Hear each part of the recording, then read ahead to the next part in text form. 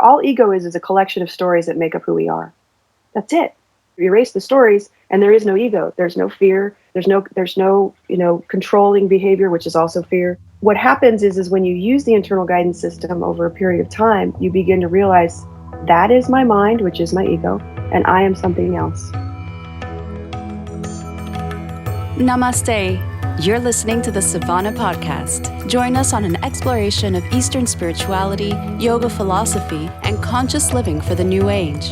This podcast is a production of SavannahSpirit.com, where you can find a large selection of Om and yoga clothing, spiritual jewelry, and unique fair trade gifts from the Far East. Now here's your host, Ashton Sabo.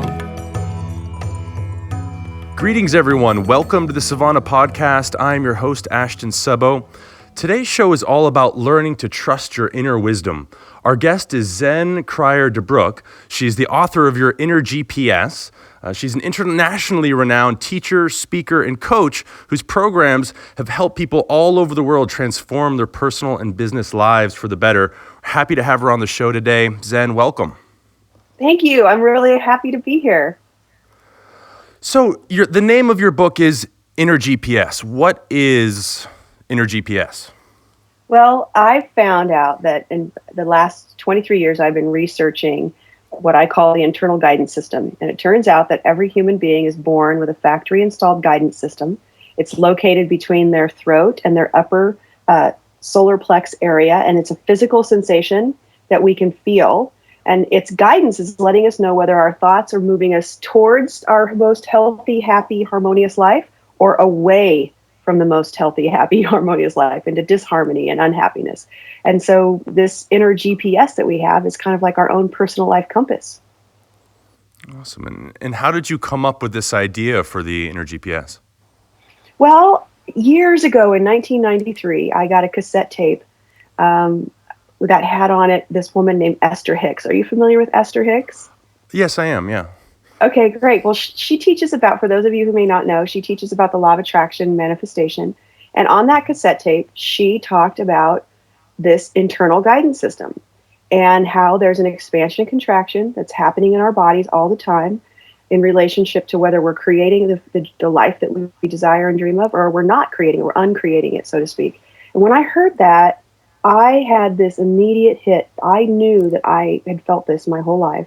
And I, in particular, got attracted to the closing, the constriction, because I knew that whenever I'd have that constriction in my body and wasn't open, that I was about to go into a self-sabotage mode, or things were going to go wrong. And no matter what different trajectory I had tried in the past, it didn't work. So I was super excited to find out that this existed.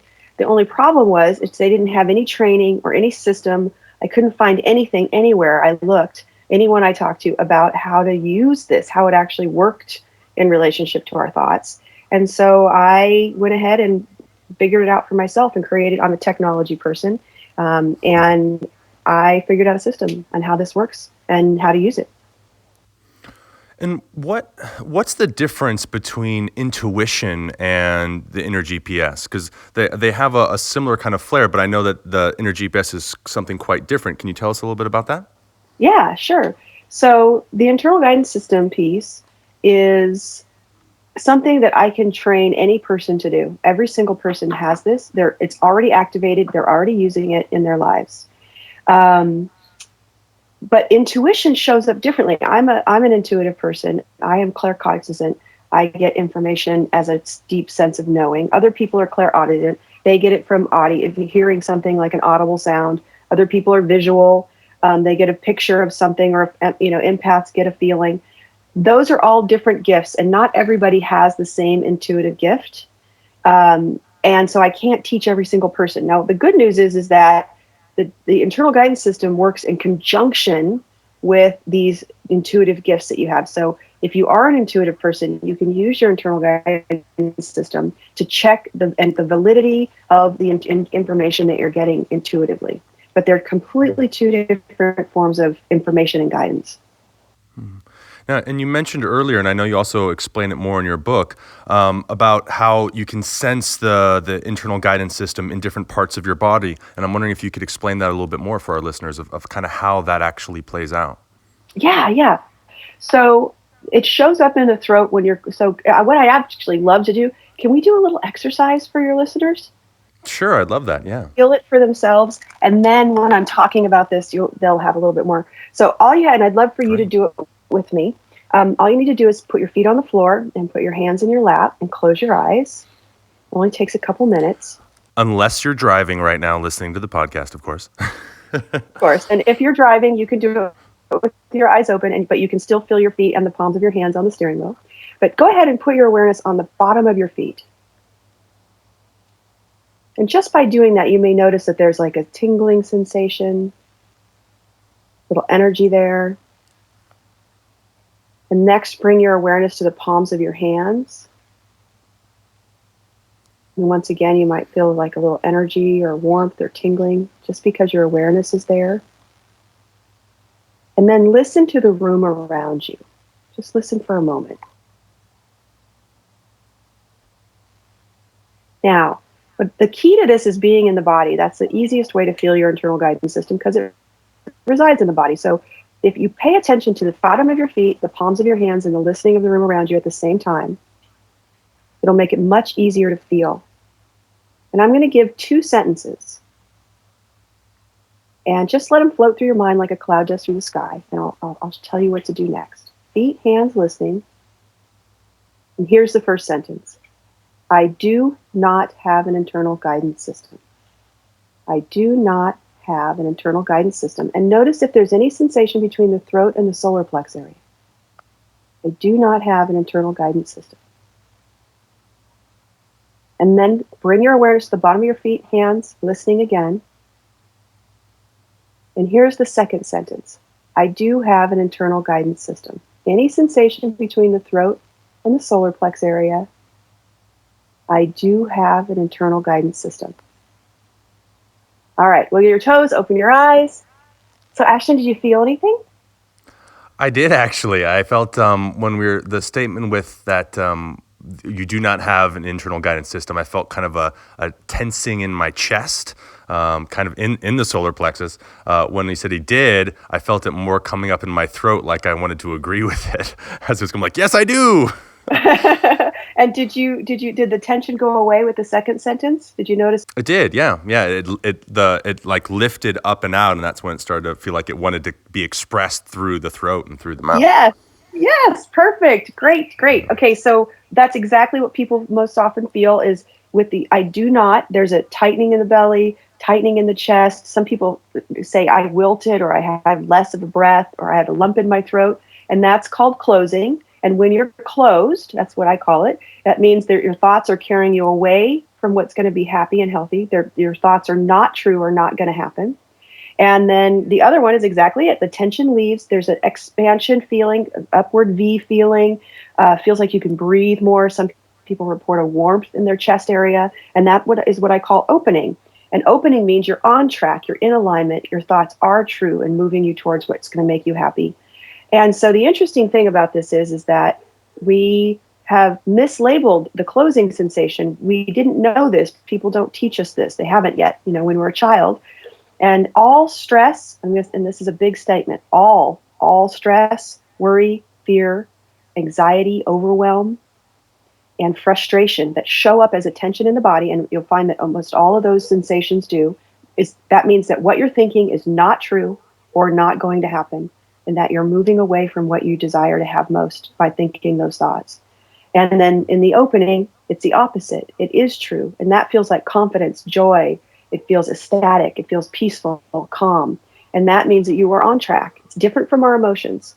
So I know I've said a lot here, but just to answer your question, there's 3 areas of your IGS, internal guidance system, IGS: the throat, the chest, and the solar plex. The throat, when you're having a tightness in your throat or a lump, that means that the thought you're having is about yourself. You are playing a tape in your head that's undermining your own success, your own capabilities. I can't do it. They don't love me. I sound stupid. I'm worthless. These kinds of thoughts. Tightening in the chest is real-time information. It's like, should I go to the grocery store or the post office? Should I call this person? In all of your life plans, the expansion and the current data show up in the chest. And then the solar plexus is belief system that is out of whack, that's not true. It's when there's like one belief that's coloring a lot of your thoughts, though that belief is what your IGS is asking you to re-examine and remove, because it's transforming the way you're thinking at a large scale. So in Tantra, we have what are called vikalpas, and they're essentially the stories that we tell ourselves, and they're essentially viewed as often the root cause of our misunderstanding and our suffering. And perhaps this is kind of being explained already to us, but I'm curious how someone's IGS can help navigate these stories a little bit more. Is it all just by going into the physical sensations and the parts of the body that you're talking about, or is there more of a refinement to it than that? Oh, there's much, much more refinement. So these stories are exactly what the internal guidance system is helping you to remove and to find out what is actually a true story that's in alignment with your purpose and your path and going to support you, and what's not a true story. And so what happens is in the expansion, and this is something that I'm researching and discovering with neuroscientists that I'm talking to, there's this powerful thing happening. When you're in a closed story, and it oftentimes it's something that becomes like a compulsion to think certain thoughts, you know what I mean? And it's like, let's say somebody doesn't call you back, and you have a thing about if people don't call you back, they don't like you, there's something wrong, you've done something wrong. And our brain goes crazy until they call us back, it just gnaws at us. That's a story that I'm talking about. You catch yourself in that, and you start playing with your mind and your internal guidance system in combination until you move yourself into the opening. Nothing's wrong. They just haven't had time to get back to me yet. Ooh, that opened me. They'll get back to me, and they love me, and they'll get back to me as soon as they can. Ooh, that opened me bigger. The opening actually reprograms your mind. So not only are you discovering the story that you're talking about, but in playing with the internal guidance system in combination with what the mind is doing, and when you find the opening, you're releasing that old story, and instead reformatting and reprogramming the brain to the new one. So you actually change your patterns. Awesome. And is this is essentially through kind of an inner dialogue then? It's through an inner dialogue, but also it's more of a somatic-based program. So I teach people how to do this, what I call the Miyagi approach from the Karate Kid. Do you remember Mr. Miyagi? Of course. Wax on, wax off. Exactly. That's exactly it. I always laugh at how many people that everybody knows that movie, no matter where I am in the world. Anyhow, the wax on and wax off is the key. Mr. Miyagi got his student using this in a somatic way and then showed him what he had learned, the blocks. And I do the same thing. We go through the internal guidance system and use it to reprogram the brain. We don't go from the brain with your thoughts down into the internal guidance system, because the mind is going to try and make sense of the IGS, but the IGS is getting information and wisdom that is totally outside of the mind's wisdom capacity. An example of this would be one time I was in an airport, and the Denver airport, and they were shutting the airport down. I was with a friend of mine, and they said, tell everybody, you got to go. The weather's moving in. We're not going to have any flights out for hours. And as we were leaving the airport, before we even got out of that terminal, I was totally closed as I was thinking about getting a hotel and figuring out how to change my courses the next day and stuff I had going on. And I looked at my friend. I said, "Are you closed about leaving this airport? I mean, can you check that?" And he goes, "Yeah, I'm totally closed." So I said, "Well, let's check in with staying in the airport." So we both held the thought, we should stay here and we'll get a flight home. And we opened. And I was like, this is crazy. And he goes, "Well, let's check it out." So we go back and we explain. They're really trying to convince us to leave. They're like, this is shutting down. There's going to be nobody here. It's security and maintenance. You got to go. And we're like, well, do we have to go? And they're like, no, but it's not going to get really uncomfortable. And I'm like, we're going to stay. 4.5 hours later, we were feeling like pretty foolish, but in walks a flight crew. The weather had cleared, and not only were they taking a flight out of the Denver airport, but they were taking it to San Francisco, which is where we were going. And we were the only 2 people on that flight. And we got home late that night. How would my internal guidance system know that? And his, right? So this is what I mean. The mind tries to make reason and make up stories always about every single little thing. It can't help it. I mean, the instant anything happens, it begins to make reason and story. So it will try to co-opt the information the IGS is getting, but it can't. So there's a combination of this somatic-based approach, using your body to work with your mind, and that is where the power is in this new operating system or this new guidance system. Well, and so how much does trust kind of play a role in this, or how much is it like a process that builds upon it? Because one of my thoughts is like, well, how do people start to learn the difference between kind of what's coming from their ego or their subconscious mind, like programmed responses to things, and their actual inner GPS? I mean, we've talked about some techniques, but how does it actually kind of come together to build, to get more skillful at it? Your ego and your subconscious mind is what the internal guidance system is helping you to reprogram. Mm-hmm. What happens is, and I'm going to answer your question with also giving a practice here in a minute, but I just want to explain, when you talk about the ego, that is the closing that you get from your internal guidance system is it saying, hey, you're in ego here. All ego is a collection of stories that make up who we are. That's it. Without the stories, you erase the stories, and there is no ego. There's no fear. There's no controlling behavior, which is also fear. So in doing that, that's what's happening. What happens is when you use the internal guidance system over a period of time, you begin to realize that is my mind, which is my ego, and I am something else. There's an observer effect that becomes a natural state of who you are as you're moving through your life, because you have this expansion and contraction happening, which is a new way of navigating in the world. Now, It does take trust, because your mind, not because it's not your mind is going to be driving you crazy with wanting to know answers and being afraid of making these new decisions and these new pathways that it wouldn't necessarily recommend for you, like staying in the airport, my mind was going crazy during that 4 hours. Like, oh my gosh, I hope I'm right. I teach this stuff. If I'm not right, what am I going to do? I'm going to have to change what I do for a living, right? This is the kind of thing that my mind was telling me while I'm sitting in the airport as I'm pacing back and forth and feeling like a crazy person. And then it shows up. So the fastest way the very first thing that I use to teach people this is I teach people, don't try and find an opening. Your mind is going to want to find an opening because that tight sensation you felt is unpleasant, right? Stress, worry, fear, frustration, overwhelm, those are unpleasant. But it doesn't do you any good. You won't get anywhere as far as learning how to use it. The first thing you do is when you feel stressed, worry, fear, anxiety, overwhelm, frustration, any of those, the first thing that you do is you say, I'm closed. You just start realizing, hey, I'm closed. This means I'm closed. It means what I'm thinking is not true and not going to happen. And you'll feel a lightness and an ease begin. I have people do this in my courses for 2 to 3 weeks at a time, because what happens is it's like a muscle. Every time you stop, first of all, you realize that you're getting guidance from your internal guidance system. Closing is guidance. That's all it is. We've named it stress. We've named it overwhelm, but that's not what it is. It's just guidance. You stop and you're like, oh, I'm getting guidance. And the guidance is that what I'm thinking is not true. Doesn't matter what you're thinking. Just hold the thought, it's not true and it's not going to happen. Because that's a true thought, your IGS will begin to open. It's because it's a truer thought. And you'll begin to realize that there's this powerful way in which your thoughts are in a relationship with this internal guidance system. And it builds this muscle of awareness. And from there, that's the launching point to using your IGS.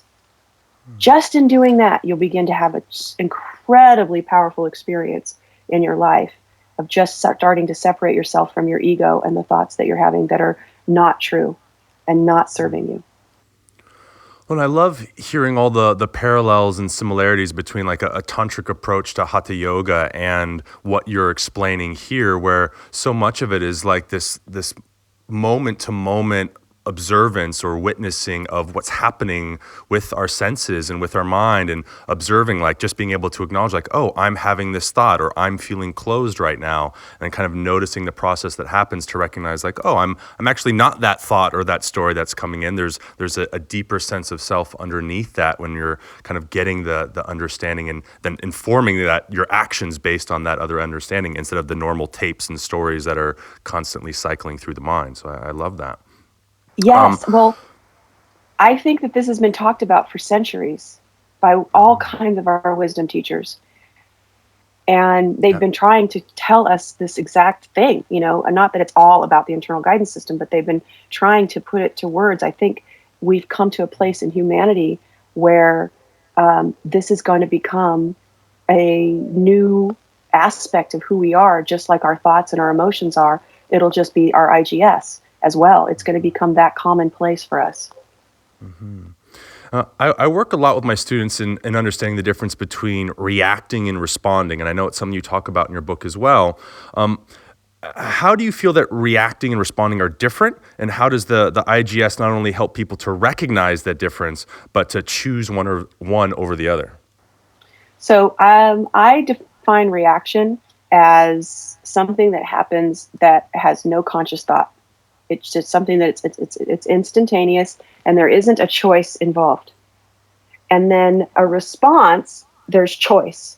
It's where something occurs. There's an experience in the body that comes usually from the mind. I differentiate emotions from the sensations of the internal guidance system. They're very two different things. So a reaction begins, and we observe it, look at what our internal guidance system is providing us as far as information, whether we're open, neutral, or closed. And then from there, make a choice as to what our mind is going to be doing in the moment. And the choice is to be in the opening. The choice is to find the opening and step into it. And then you're responding. And the interesting thing is when you respond from an opening, you'll find that powerful things occur around you that create health and harmony. The response creates more health and harmony, and reaction often creates disharmony and discord. Mm-hmm. And you shared with us really powerful technique of checking with the hands and the feet and all that. And I'm curious, if you were to meet someone, let's say you're going up an elevator, and you can tell they're kind of struggling with purpose in their life and their day to day. They're perhaps, using your words, not open, and they're feeling closed. What could you say to that person? Would you give them that technique that we went over today, or is there a kind of a direction or something that you would say to help that person kind of get them on the track to now being able to listen to their own selves more and their IGS and all of these sorts of things? Well, first, I would check and see if it opens me to help them, because sometimes it's none of your business, and you want to check in to make sure that you're in alignment in supporting someone else at all. So there's absolutely that. And if I was open that there was something to be said, I can give you a couple things. I understand what you're looking for, but I would play with my mind about what to say, what opens me. Whether it would be, I have this technique that I can teach you, or whether it be listening to them for a while, and then looking at what's closing them and supporting them. It depends. Every person is different. That's what makes this work so unique and interesting. However, for a general person who is having a real struggle in life, they have a lot of negative thoughts going on. They feel hopeless. They feel like they can't figure things out, that life is difficult and too challenging, and they feel like they're on a treadmill. They're never getting anywhere. What I would do is I would ask them to feel their feet, their hands, and listen to the room around them, be with their senses, first off, and then notice what they're thinking. And I recommend that people who are in that situation write out everything they're thinking, just free flow it, just let it go, and then let it, set it down for a while. And I'm not a big journaler, but sometimes you got to get it out of your head so you can see it.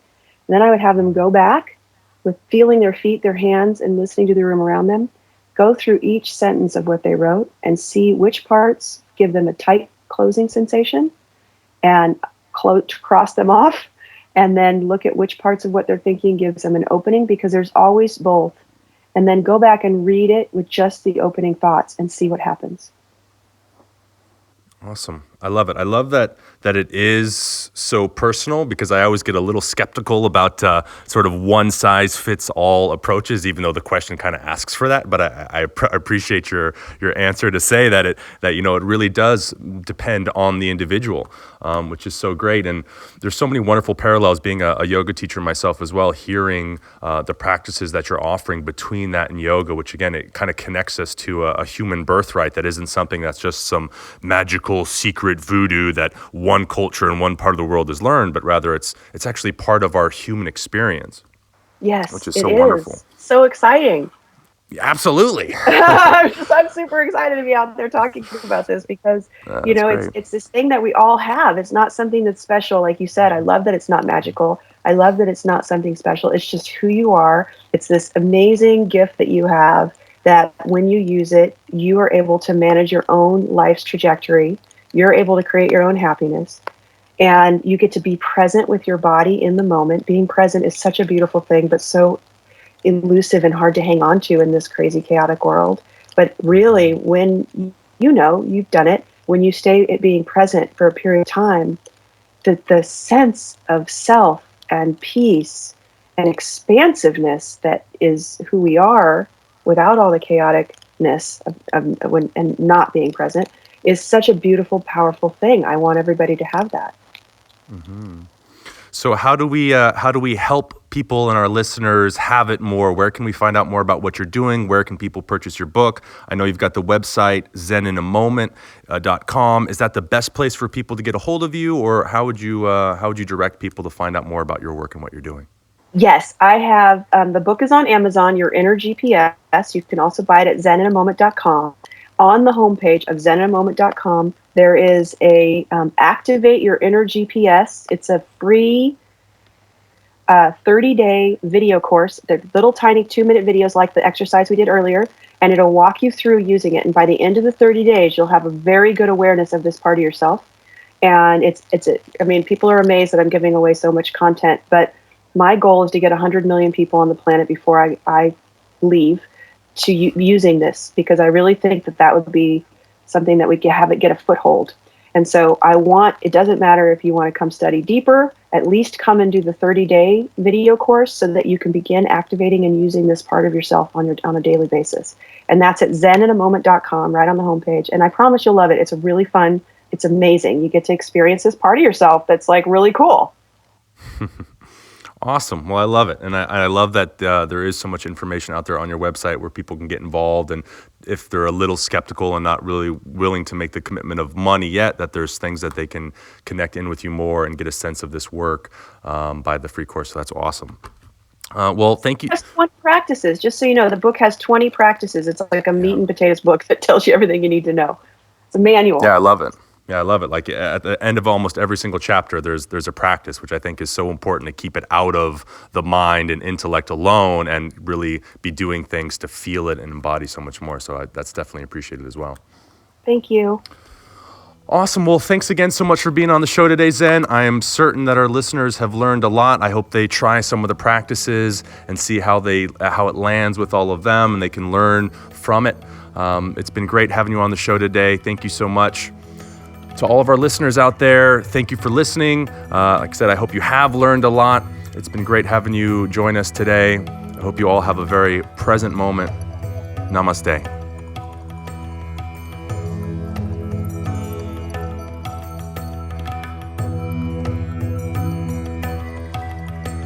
Hey everybody, thanks for listening to the show today.